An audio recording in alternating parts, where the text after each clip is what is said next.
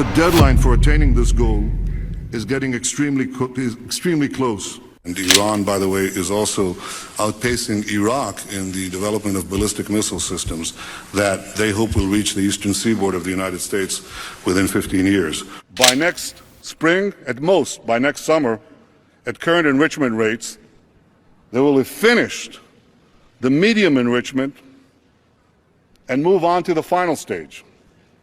From there, it's only a few months, possibly a few weeks, before they get enough enriched uranium for the first bomb. The foremost sponsor of global terrorism could be weeks away from having enough enriched uranium for an entire arsenal of nuclear weapons.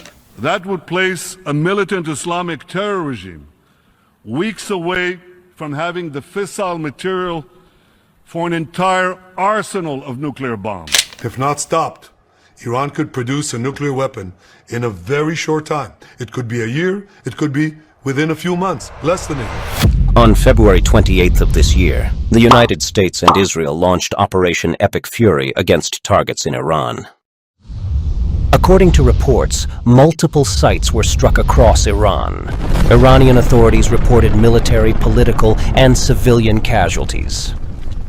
Reports emerged that a school in Minab had been hit during the operation, resulting in civilian casualties. From investigation, over 175 school children and their teachers were killed. A point of note, this attack was not just a one-off bomb or missile attack, it was a triple tap.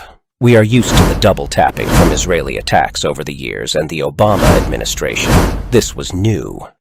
To those that don't understand what this means, I will explain. Here is a scenario.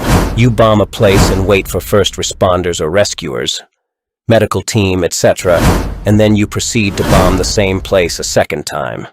You then wait, and by this time parents and people flock to the place to witness. The press team arrives. Then you bomb the place for a third time.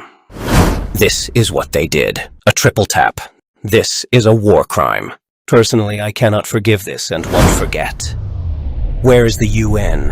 Where is the outrage? Where is that righteous indignation? Where is that energy you showed when Russia invaded Ukraine? Where are the flags in your bio on Facebook and Twitter? Oh, forgive me, I forget. The Iranians, they don't breathe. They are not human. They are not like you and me. As a collective, we should be ashamed of ourselves for what we have become. Selective justice and selective outrage. Evil persists when good men watch and do nothing. Now, who is the terrorist? Before you point a finger at someone, be sure to look in the mirror. Godspeed.